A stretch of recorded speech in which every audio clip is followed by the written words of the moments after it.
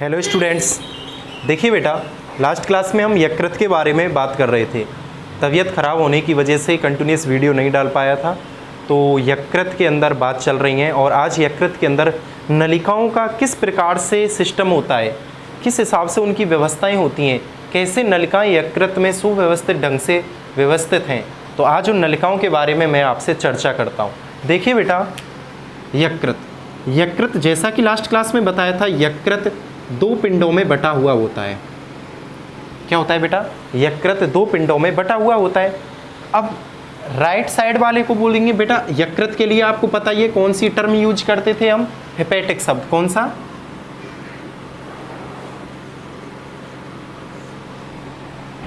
Hepatic शब्द का इस्तेमाल करते थे यकृत के लिए। अब ये क्या, इसे क्या बोल दूंगा मैं? राइट हेपेटिक, RH शॉर्ट में क्या बोल रहा हूँ? RH, right hepatic. इसे क्या बोलूँगा बेटा? Left hepatic. ठीक है, तो कोई प्रॉब्लम यहाँ तक अभी तक? भाई ये यकृत के दो पिंड थे, राइट साइड वाले को बोल दिया राइट हेपेटिक, लेफ्ट साइड वाले को बोल दिया लेफ्ट हेपेटिक। अब नलिका को इंग्लिश में डक्ट बोलते हैं। नलिका को इंग्लिश में क्या बोलते हैं बेटा? डक्ट। याद रखना है आपको, नलिका को इंग्लिश में क्या बोलते हैं हम लोग? डक्ट बोलते हैं बेटा। ठीक है, नलिका को इंग्लिश में क्या बोलते हैं? फिर ध्यान से सुन लेना, डक्ट कहते हैं। डक्ट, नलिका को इंग्लिश में डक्ट कहा जाता है। ठीक है बेटा, तो राइट हेपेटिक से जो डक्ट निकलेगी उसे राइट हेपेटिक डक्ट कह दूं, और लेफ्ट हेपेटिक से जो डक्ट निकलेगी उसे लेफ्ट हेपेटिक डक्ट कह दूं बेटा। यानी कि राइट साइड वाली यकृत नलिका और लेफ्ट साइड वाली यकृत नलिका। ठीक है बेटा, जब ये दोनों डक्ट मिल जाती हैं, नलिकाएं मिल जाती हैं, तो अब ये जो नलिका बनी है बेटा, इसको बोलते हैं common hepatic duct. Common hepatic duct. यकृत के जस्ट नीचे होता है इधर साइड में पित्ताशय।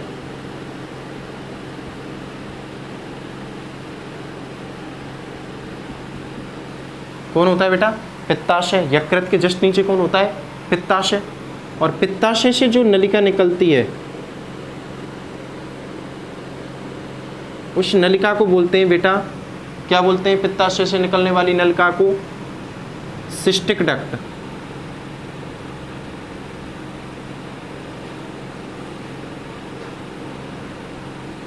क्या बोलेंगे? Cystic duct. जब कॉमन हेपेटिक डक्ट में सिस्टिक डक्ट जुड़ जाती है, तो अब ये जो नलिका बनी बेटा, ये कहलाती है कॉमन बाइल डक्ट। क्या कहलाती है? Common bile duct. हिंदी में बोलूं तो सामान्य पित्त वाहिनी। क्या बोलूँगा बेटा? सामान्य पित्त वाहिनी। क्या बोलूँगा बेटा मैं? सामान्य पित्त वाहिनी। ओके स्टूडेंट्स, दोबारा देखो, यकृत दो पालियों में बटा था, right hepatic left hepatic. Right hepatic से आई right hepatic duct, left hepatic से आई लेफ्ट हेपेटिक डक्ट। दोनों ने मिलकर बनाई क्या बेटा? Common hepatic duct. पित्ताशय से आई सिस्टिक डक्ट, वो किस में आकर मिली? कॉमन हेपेटिक डक्ट में। तो क्या बनी बेटा? Common bile duct. अब ये जो कॉमन बाइल डक्ट है, इसमें बेटा इधर होता है अग्नाशय। कौन होता है? अग्नाशय। और अग्नाशय को बेटा इंग्लिश में बोलते हैं पैनक्रियाज। क्या बोलते हैं? पैनक्रियाज। तो और अग्नाशय से जो नलिका निकलती है उस नलिका को बोलते हैं बेटा, क्या बोलते हैं? उस नलिका को बोलते हैं पैनक्रियाटिक डक्ट। हिंदी में तो बोलेंगे अग्नाशय वाहिनी, और इंग्लिश में क्या बोलते हैं? Pancreatic duct.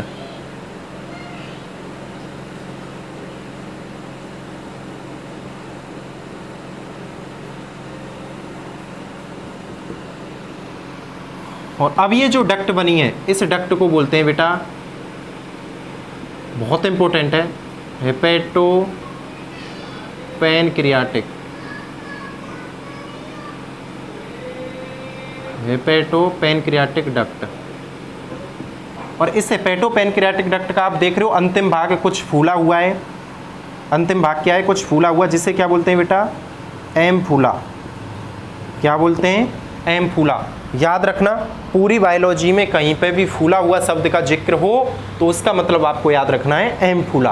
क्या याद रखोगे, एम्फूला। पूरी बायोलॉजी में कहीं पे भी फूले हुए शब्द का जिक्र हो तो हेपेटो पैनक्रियाटिक डक्ट का अंतिम भाग क्या है, फूला हुआ है, तो इसे क्या बोल रहे हैं हम, एम्फूला।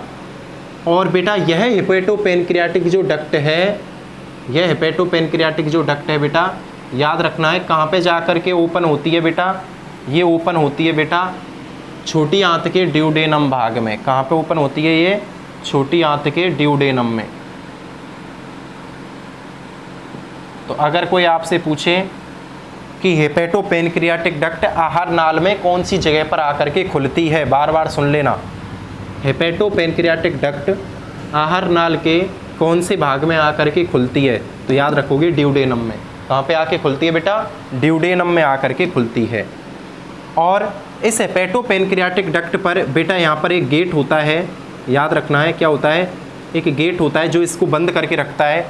जब ज़रूरत पड़ेगी तब इसमें से अग्नाशयी रस और पित्त रस दोनों निकले आते हैं, और जब ज़रूरत नहीं होती है तो ये बंद रहता है। तो यहाँ पर एक जो गेट होता है, इस गेट को बोलते हैं बेटा ऑडी की अवरोधनी, ऑडी की अवरोधनी।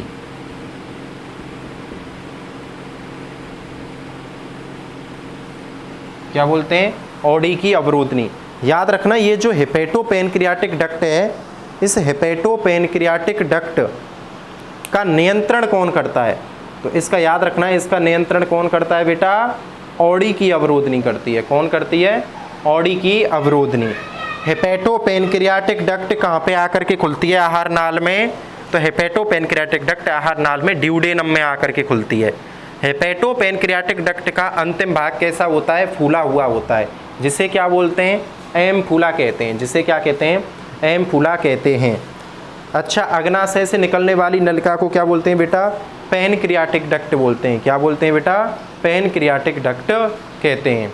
उसके बाद बताइए, पित्ताशय से निकलने वाली नलिका को क्या बोलते हैं बेटा, सिस्टिक डक्ट कहते हैं। क्या बोलते हैं बेटा, ये याद रखना है, पित्ताशय से निकलने वाली नलिका सिस्टिक डक्ट कहलाती है।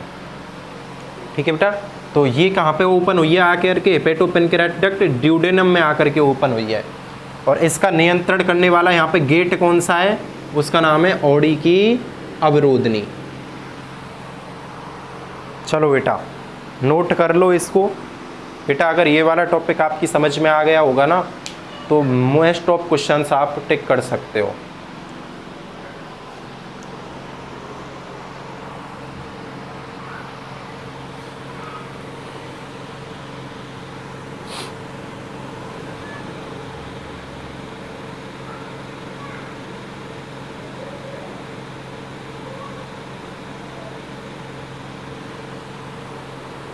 दोबारा बता देता हूँ, कोई बात नहीं, जो पूछ रहे हैं। यकृत सामान्यतः दो पिंडों में बटा होता है, राइट साइड वाले को राइट हेपेटिक, लेफ्ट साइड वाले को लेफ्ट हेपेटिक। राइट हेपेटिक से जो नलिका निकलेगी उसको बोलते हैं right hepatic duct, left side से जो नलिका निकलती है उसको लेफ्ट हेपेटिक डक्ट। दोनों जब मिल जाती हैं तो बनाते हैं कॉमन हेपेटिक डक्ट। क्या बनाते हैं, कॉमन हेपेटिक डक्ट। इसमें जब पित्ताशय से आने वाली सिस्टिक डक्ट मिल जाती है तो बन जाती है common bile duct. Common bile duct में अग्नाशय ग्रंथि से आती है पैनक्रियाटिक डक्ट, वो आकर के मिल जाती है तो बन जाती है hepato pancreatic duct. Hepato pancreatic duct का अंतिम भाग फूला हुआ होता है जिसे एम्फूला बोलते हैं। और हेपेटो पैनक्रियाटिक डक्ट छोटी आंत के ड्यूडेनम भाग में आकर के खुलती है। और याद रखना है हेपेटो पैनक्रियाटिक डक्ट का नियंत्रण कौन करती है, ऑडी की अवरोधनी इसका नियंत्रण करती है।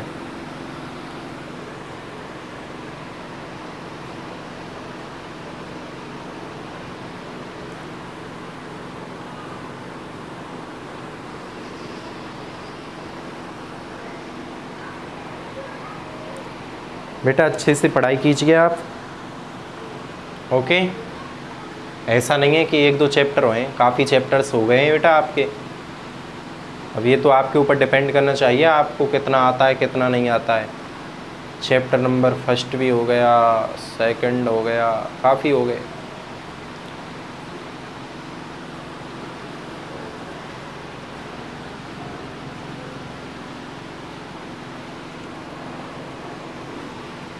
थ्योरी बना के लिखना चाहें तो इसका थ्योरी बना के लिख लो बेटा। ऐसा प्रारूप आपको कहीं मिलेगा नहीं, वैसे मैं ये कह रहा हूँ। इस हिसाब से मैंने आपको ये चीज़ें समझाई हैं एक चार्ट के रूप में, ये बहुत ही क्लियरेंस में है। वरना लोग बागों को ये पता ही नहीं होता कौन सी नलिका कहाँ से आई, किस में जुड़ गई आकर के। तो आपको याद रखना है भाई, ये पित्ताशय से जो ये नलिका आ रही है ये पित्तरस लेके आ रही है, तभी तो इसका नाम सामान्य पित्तवाहिनी पड़ा। ये अग्नाशय से अग्नाशयी रस लेके जा रही है, तो इधर से पित्तरस आ गया, इधर से अग्नाशयी रस आ गया, तो ड्यूडेनम में पित्तरस और अग्नाशयी रस पहुंचवाती हैं।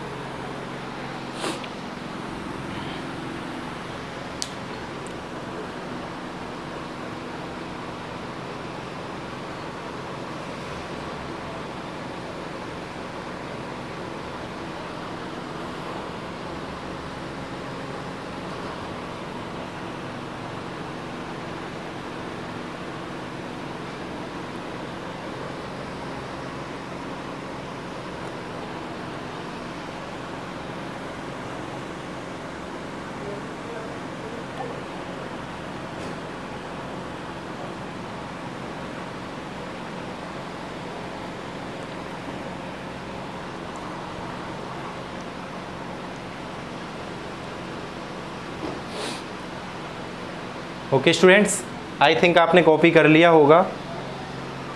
ठीक है बेटा, तो आज तक की क्लास को बस मैं यहीं पे समाप्त कर रहा हूँ, क्योंकि ये काफ़ी अच्छा टॉपिक था। ये ऐसा नहीं है कि आप एक बार आपने कर लिया, इसको बार बार आप खुद भी रफ कॉपी पे बना करके देखो बार बार कि ये आपको आया कि नहीं आया।